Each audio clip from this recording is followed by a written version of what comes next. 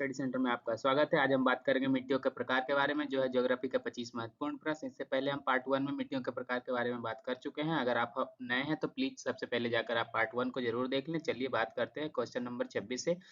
किस मिट्टी में कृषि की सिंचाई की आवश्यकता नहीं होती, यानी ना के बराबर होती है? वो कौन सी मिट्टी है? काली मिट्टी, लाल मिट्टी, जलोढ़ मिट्टी और लेटेराइट मिट्टी में कौन सी है? काली मिट्टी। चलिए अगले क्वेश्चन देखते हैं। क्वेश्चन नंबर 27, भारत में किस में काली कपासी मिट्टी को किस स्थानीय नाम से जाना जाता है? यहाँ काली मिट्टी में कपास की ज्यादा उपज होती है, तो कपासी मिट्टी के नाम से भी जानते हैं। तो इसमें क्या है, ये रेगड़ के नाम से, यानी काली मिट्टी को रेगड़ भी नाम से जाना जाता है। अगला क्वेश्चन देखते हैं। 28 नंबर, निम्नलिखित में से किस मिट्टी के बारे में यह कहा जा सकता है कि जुताई स्वतः होती है, यानी उसमें जुताई करने की बहुत ना के बराबर होती है? यह है कौन सी? काली मिट्टी।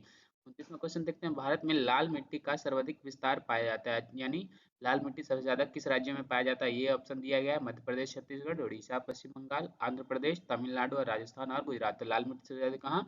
आंध्र प्रदेश और तमिलनाडु में। 30वां क्वेश्चन देखते हैं। प्रायद्वीपीय भारत में क्षेत्रीय मृदा में निम्न प्रकारों में से कौन सा है? यानी प्रायद्वीपीय भारत जो है वो सबसे ज्यादा कौन सा प्रकार की मृदा पाई जाती है? यह है लाल और पीली मृदा।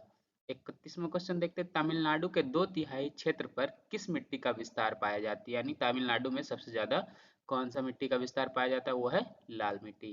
32वां क्वेश्चन देखते हैं। लाल मिट्टी के संबंध में कौन सा कथन असत्य है? यानी 4 ऑप्शन दिया हुआ है, कौन सा जो है ये गलत है? पहला ऑप्शन क्या है? लौह ऑक्साइड की उपस्थिति के कारण इसका रंग लाल होता है। ये शुष्क और आर्द्र क्षेत्र में पाई जाती है। ये अधिकतर तमिलनाडु, आंध्र प्रदेश में पाई जाती है। यह मिट्टी नदियों घाटियों में पाई जाती है। तो नदियों घाटियों में आपको पता है ये लाल मिट्टी नहीं पाई जाती। कौन सा मिट्टी पाई जाती है? जलोढ़ मिट्टी।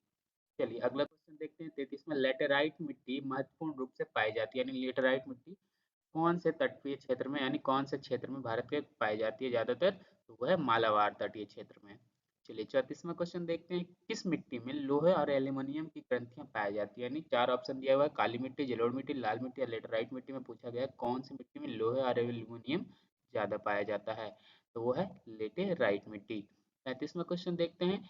लेटेराइट मिट्टी का प्राधान्य है, यानी कौन सा लेटेराइट मिट्टी कौन से भारत के किस क्षेत्र में ज्यादा पाया जाता है? तो यह है मालाबार तटीय क्षेत्र में। अगले क्वेश्चन देखते हैं। 36, भारत में निम्नलिखित में से कौन सी मृदा समूह लोहे का अतिरिक्त होने के कारण उर्वर हो जाता है? मतलब किस मिट्टी में है जो लोहे की मात्रा ज्यादा होती है, इसकी वजह से वो उर्वरक कम होती है और पैदावार कम होता है? वो है लेटेराइट मिट्टी। 37वां क्वेश्चन है।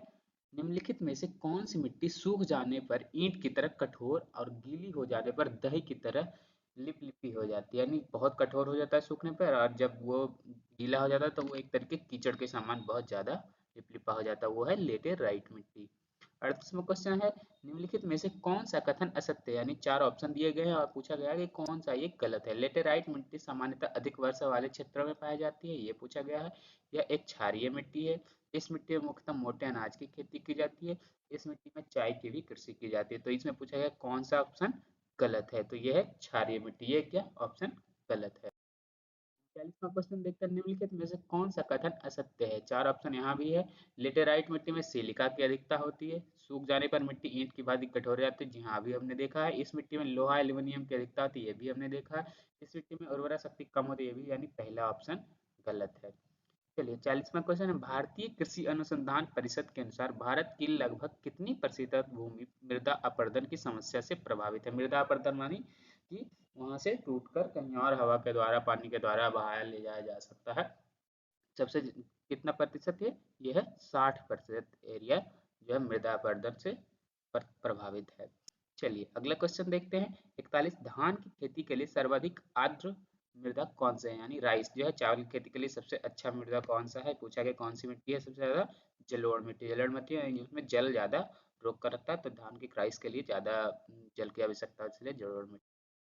42वां क्वेश्चन देखते हैं। निम्नलिखित में से किस राज्य में लेटेराइट मिट्टी पाई जाती है? पूछा गया कौन से राज्य में लेटेराइट मिट्टी पाई जाती है सबसे ज्यादा? महाराष्ट्र, राजस्थान, केरल, उत्तर प्रदेश। तो ये है केरल। दोस्तों आप अगर हमारे चैनल पर नए हैं तो प्लीज जरूर सब्सक्राइब करें। चलिए अगला क्वेश्चन देखते हैं। 43, मृदा अपरदन रोका जा सकता है? जी हाँ, मृदा अपरदन यानी मृदा को कैसे रोका जा सकता है? अति चराई के तरह? जी नहीं, अगर ज्यादा हम वहाँ पे जानवरों को चराएंगे तो घास खत्म हो जाएगा और फिर से वहाँ मृदा अपरदन होगा। वनस्पति उन्मूलन द्वारा, वन रोपण द्वारा? जी नहीं, वन रोपण द्वारा भी नहीं। पक्षी संख्या में वृद्धि द्वारा? जी नहीं। कैसे? वन रोपण द्वारा रोका जा सकता है मृदा अपरदन को। चलिए अगला क्वेश्चन है 44, रेगड़ मिट्टी का दूसरा नाम क्या है? रेगड़ मिट्टी अभी हमने पढ़ा था, कौन सा? काली मिट्टी को भी हम जानते हैं। अगले क्वेश्चन देखते हैं, रेगड़ मिट्टी सबसे ज्यादा है कौन से प्रदेश में यानी कौन से राज्य में सबसे ज्यादा पाया जाता है, ये पूछा गया है। यह है महाराष्ट्र में, हाँ कपास की खेती ज्यादा उधर होती है, महाराष्ट्र में काली मिट्टी पाई जाती है। 46वां क्वेश्चन देखते हैं, निष्छालन और ऑक्सीकरण द्वारा निम्नलिखित निम्नलिखित जो है मृदा कौन सी है? निष्छालन और ऑक्सीकरण द्वारा कौन सी मृदा जो है निर्माण होता है, ये पूछा गया है। कौन सा ये है? मखरला मिट्टी के नाम से इसको जानते हैं। अगला क्वेश्चन देखते हैं, निम्नलिखित अपर्दन के प्रकारों में से किसके कारण चंबल के खड्ड बने हैं, यानी चंबल में जो है वो किस अपर्दन के कारण खड्ड बने हैं? तो ये है अन अवनालिका।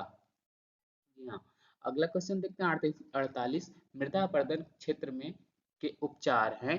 पहले चार तीन अलग अलग ऑप्शन दिया गया है कि मृदा अपरदन को कैसे रोका जा सकता है, उपचार मतलब कैसे सही किया जाता है। समुद्र क्षेत्र की किनाराबंदी करके, यहाँ किनाराबंदी करेंगे तो रोका जा सकता है। भू उपयोग का विनियम करके, वृक्षों की कटाई करके। जी नहीं, अगला ऑप्शन कौन सा गलत है? वृक्ष कटाई कर देंगे तो मृदा अपरदन नहीं रुकेगी, यानी एक और दो ऑप्शन सही, यानी बी नंबर सही है।